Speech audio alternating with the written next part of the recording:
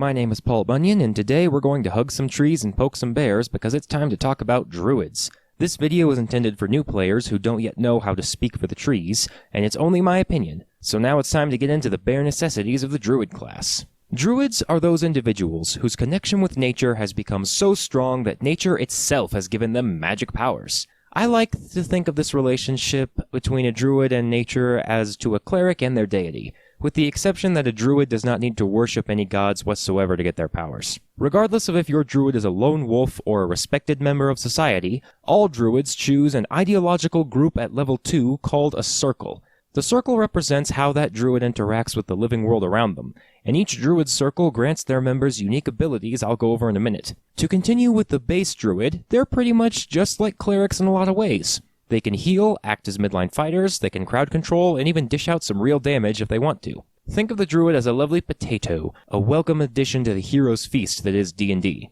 To assist in the spudtacular versatility of the druid is their signature ability, Wild Shape, which lets the druid change into the shape of a beast that they've seen before. This ability only applies to beast creatures, so you can't turn into stuff like dragons or the undead. They can only be used twice per short rest. They start out with creatures of challenge rating 1/4 or less, and they don't let you turn into anything with a swimming or flying speed. However, as you level up, your wild shape gets stronger, giving you that swimming and flying speed, and the CR of your beast increased to 1. Eventually, your connection to nature will be so great that you can cast spells while transformed, you only age 1 year per decade, and finally, you will be able to change shape at will and cast magic without components, unless material components cost money. This just means that as you level up, your druid will go from a small cub into a big old bear ready to maul the respect of nature into your enemies. To assist in this nature-loving homicide, you get a cozy little list of archetypes to choose from. They're not as large or varied as other classes, which I think is criminal considering how cool the druid is, but the stuff we have is pretty damn cool regardless. First up, the Circle of the Land. This subclass concentrates on the magic the land provides, making you into a nature wizard. Well, not actually a wizard, but you know what I mean. You get a bonus cantrip, you recover spells on a short rest, and you select a specific type of land to become tied to. Your choice of land imbibes you with specific spells and extra abilities as you level up, as it represents where you learn to become a druid. Not only does it give you goodies to play with, but it provides a connection to your backstory which both DMs and players will be thankful for. I just wish some other classes did this. Now, your choice of land is Arctic, desert, coast, grassland, mountains, forests, swamps, or the Underdark. And you can probably guess which spells go along with which type of land. In addition, you can move through non-magical difficult terrain as if it were normal. Plants that have stuff like spikes and thorns will not harm you if you move through them. And at higher levels, you become immune to poison and diseases. The charms of elementals and fays will not affect you. And animals and plants will think twice before attacking you. Yes, literally. They stop and reconsider whether or not they want to be aggressive. Maybe Yogi Bear decided to reevaluate his life choices and give you back your picnic basket. This subclass is great for anyone who wants to feel like Magic Man of the Wilds. The Circle of the Moon is for druids who want to be bears all the time and start stealing other people's picnic baskets. You get Wild Shape as a bonus action, you can burn spell slots to heal yourself while you're in Wild Shape, and your Wild Shape becomes much more powerful. You can change into a beast of challenge rating 1 by level 3 instead of the normal level 8, and this challenge rating increases by 1 every 3rd level. At higher levels, your beast attacks count as magical, and you can even turn into elementals. Finally, you can cast the spell Alter Self whenever you want. The Circle of the Moon is for anyone who truly wishes to return to monkey.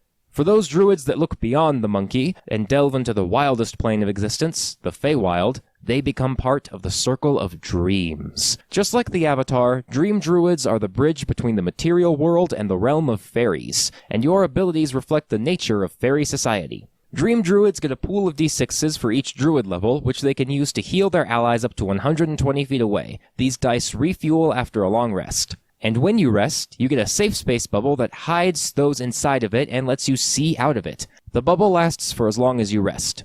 At higher levels, you can teleport yourself or an ally a number of times equal to your wisdom modifier, and you get the spells Dream, Scry, and Teleportation Circle at the end of a short rest. The teleportation circle specifically teleports you to the last place you spent a long rest, so keep that in mind for a quick getaway. This is one of those subclasses that reminds you of the foreign nature of alternate planes of existence, and those are always fun. Just remember, when rabbits and hares start asking you to join them for tea, you have officially become a dream druid. Have fun in the Feywild. For those players that want to turn every animal they see into their new pet, we've got the Circle of the Shepherd. These druids are the protectors of those inhabitants of the wilds, ensuring that humanoid creatures do not completely overtake wild nature. You can speak Sylvan, and you can talk to beasts and fairies. You can also summon a totem spirit of either a bear, a hawk, or a unicorn to aid you. The bear gives you temporary HP, the hawk helps you land your attack rolls, and the unicorn helps you spot people, for some reason, and also heal those around you whenever you cast a healing spell.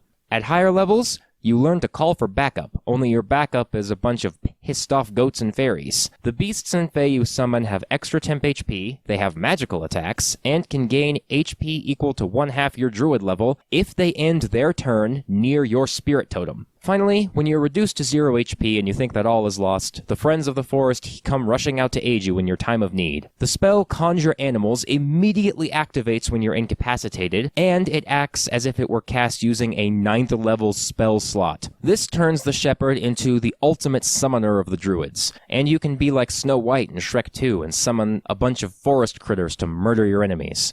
My main draw to this class is the last ability. Nothing beats the feeling of my enemies thinking I'm down for the count, only for them to shriek in horror as they realize they just fucked with the leader of the bear mafia. Druids are more understanding of the circle of life than Simba, and with this knowledge comes the understanding that death feeds new life. And those druids that take this concept to its logical conclusion join the circle of spores. These druids are those that collect spores, moles, and fungus and get some cool powers out of it. To start off with, you gain additional spells, and you have an invisible cloud of toxic spores around you at all times. You can expend a use of your wild shape to command these spores and wield them as a weapon. At level 6, your spores infest the body of a dead creature, essentially making you a necromancer druid. This mushroom zombie also acts as an additional conduit for your fungal funk, letting you spread your toxic spores all over the battlefield like you're planting fresh mushroom mines. You become so in tune with the shrooms that you gain a fungal body. You can't be poisoned, blinded, deafened, or frightened, and critical hits against you now count as normal hits. So this druid is a really cool concept, with a heavier focus on crowd control and general survivability. And I personally love the idea of being a creepy mushroom witch. The Circle of Spores is sure to be a fun guy. Just like how fungus is life that requires death, some life requires to be set on fire. Fire is a part of nature. Some species of trees and insects can't even exist without the occasional flamin' hot kiss. It clears up the old dead undergrowth and fertilizes the soil, making way for new life to spring forward. Also, setting things on fire is just really, really fun. Druids of the Circle of Wildfire understand this better than anyone and have harnessed the power of the flame for themselves. You get the classic additional spells, but you don't get Fireball, and you get a Wildfire Spirit that follows you around and aids you in combat. The spirit lasts for 1 hour, acts at the same time as you, and can still perform actions if you're incapacitated. Eventually, your connection to the fire spirit becomes so great that you roll an additional D8 to healing spells, or spells that deal fire damage, and you can use your spirit as a point of origin for those spells. Your spirit can summon a spectral flame over the body of a dead creature that is within 30 feet of you, and you can extinguish this flame to either heal the dying creature or deal fire damage to an approaching creature for 2d10 plus your wisdom modifier. Yes, you can turn the bodies of your enemies into landmines. Finally, when you die within 120 feet of your fire spirit, the flaming ball sheds a single tear and whispers, "Forgive me, master," and explodes, bathing you in renewing flames. You arise from the dead like a phoenix with half your maximum HP restored. Just don't get dropped to 0 again because you only get 1 use per long rest. This subclass is my personal favorite. I love pyromancers in fantasy, and the idea of a druid pyromancer is actually perfectly encapsulated here. Keep in mind, the fire spirit does not have to be just a ball of fire that follows you around. It can take the shape of anything you want.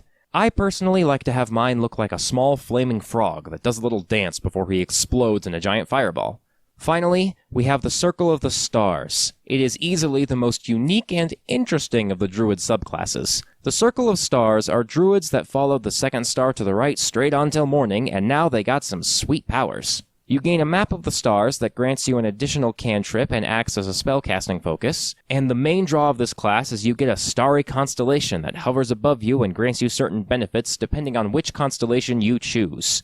The Archer constellation lets you fire bolts of magical energy as a bonus action. The Chalice constellation adds 1d8 plus your wisdom modifier to your healing spells. And the Dragon constellation gives you a flat 10 on intelligence and wisdom checks and constitution saving throws. At higher levels, you can ponder your star orb for omens of the future. When you finish a long rest, you roll a d20 and see if it's an even or odd number. Even numbers let you add a d6 to other creatures' attack, skill, or saving throw rolls, and odd numbers let you subtract a d6 from those rolls. You make the choice to use this ability only when you see a creature within 30 feet of you about to make said rolls, and the uses get refilled after a long rest. This ability is a reaction too, so you can still use Wild Shape and cast a spell, and then use this ability if you really want. Eventually, your constellations become so strong that your Archer does an additional 1d8 damage, your Dragon constellation lets you hover and fly up to 20 feet, your Chalice constellation lets you heal for even more, and you can change your constellation at the start of each turn. Finally, you become one with the stars, becoming incorporeal and gaining resistance to bludgeoning, piercing, and slashing damage. The Circle of Stars is a really cool concept, but I can't help but feel that it's missing something. I don't know, it doesn't make me feel like a star is born so much as a star lent me some extra cash. But that's just a personal gripe, and this subclass is perfect for those who truly wish upon a star. Thank you all so much for watching, and be sure to leave a comment down below about why you love or hate Druids, subscribe for more D&D stuff in the future, and maybe support me on Patreon if you feel like I'm a tree that deserves a hug. And don't forget to have fun on your next adventure.